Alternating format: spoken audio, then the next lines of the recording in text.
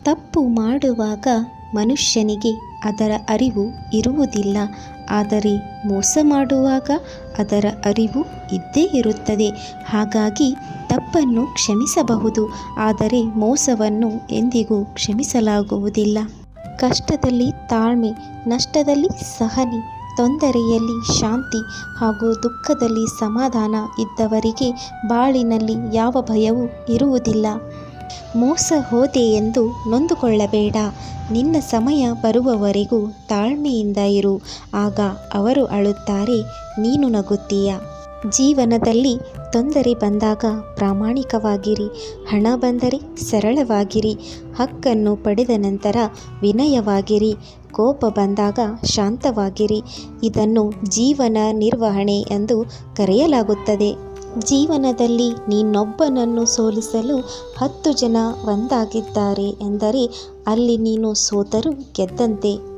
ನಾನು ಅವರಂತೆ ಬೆಳೆಯಬೇಕು ಎಂಬ ಆಸೆ ಇರಬೇಕು, ಆದರೆ ಅವರು ಬೆಳೆದರಲ್ಲ ಎಂಬ ಅಸೂಯೆ ಇರಬಾರದು. ಜೀವನದಲ್ಲಿ ಯಾರೊಬ್ಬರಿಗೂ ನಿನ್ನ ಕಣ್ಣೀರನ್ನು ವ್ಯರ್ಥ ಮಾಡಬೇಡ.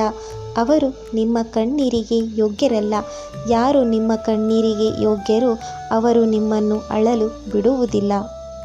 ಮೋಸಕ್ಕೆ ಹಾಗೂ ದ್ರೋಹಕ್ಕೆ ತುಂಬ ವ್ಯತ್ಯಾಸವಿದೆ. ಮೋಸವನ್ನು ಎಲ್ಲರೂ ಮಾಡುತ್ತಾರೆ, ಆದರೆ ನಂಬಿಕೆ ದ್ರೋಹ ನಾವು ನಂಬಿದವರು ಮಾತ್ರ ಮಾಡುತ್ತಾರೆ. ಜೀವನದಲ್ಲಿ ತಪ್ಪು ಮಾಡಿ ತಿದ್ದುಕೊಳ್ಳಿ, ಪರವಾಗಿಲ್ಲ, ಆದರೆ ನಂಬಿಕೆ ದ್ರೋಹ ಮಾಡಿ ಒಂದು ಮನಸ್ಸನ್ನು ಎಂದಿಗೂ ನೋಯಿಸಬೇಡಿ.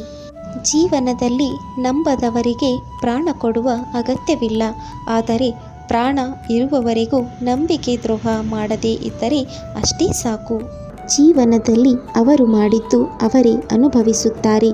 ಅದು ಒಳಿತಾಗಲಿ ಕೆಡುಕಾಗಲಿ ನಾವು ಯಾರಿಗೂ ಏನೂ ಮಾಡದೆ ಸುಮ್ಮನೆ ಇದ್ದು ಕಾದು ನೋಡಬೇಕಷ್ಟೆ.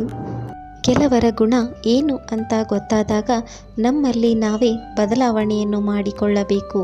ನಾವು ಖುಷಿಯಾಗಿ ಇರಬೇಕು ಹೊರತು ಅವರನ್ನು ಬದಲಾಯಿಸಲು ಹೋಗಬಾರದು. ಏಕೆಂದರೆ ಸುಮ್ಮನೆ ನಮ್ಮ ಸಮಯ ವ್ಯರ್ಥವಾಗುತ್ತದೆ. ಜೀವನದಲ್ಲಿ ಯಾರು ನಿನ್ನವರು, ಯಾವುದು ನಿನ್ನದು ಎಂದು ಅರ್ಥವಾಗುವುದು ಸಮಯ ಬಂದಾಗ ಮಾತ್ರ. ಬೆಳಕು ನೀಡಿ ಉರಿದ ನಂತರವೇ ಮೇಣದ ಬತ್ತಿಗೆ ಅರಿವಾಗಿದ್ದು, ನನ್ನನ್ನು ಸುಟ್ಟಿದ್ದು ಮತ್ಯಾರೂ ಅಲ್ಲ, ನನ್ನೊಳಗಿನ ದಾರವೇ ಎಂದು. ನಮ್ಮ ಬದುಕಿನಲ್ಲಿಯೂ ಕೂಡ ಹಾಗೆ. ಅದಕ್ಕಾಗಿ ಯಾರನ್ನೇ ಆದರೂ ನಂಬುವ ಮೊದಲು ಒಂದು ಬಾರಿ ಯೋಚಿಸಿ. ಈ ಹಿತನುಡಿಗಳು ನಿಮಗೆ ಇಷ್ಟವಾಗಿದ್ದರೆ ನಮ್ಮ ಚಾನೆಲ್ಗೊಂದು ಲೈಕ್ ಕೊಡಿ, ಹಾಗೆ ಸಬ್ಸ್ಕ್ರೈಬ್ ಮಾಡುವುದನ್ನು ಮರೆಯಬೇಡಿ. ಶ್ರೀ ಕೃಷ್ಣಂ ವಂದೇ ಜಗದ್ಗುರು.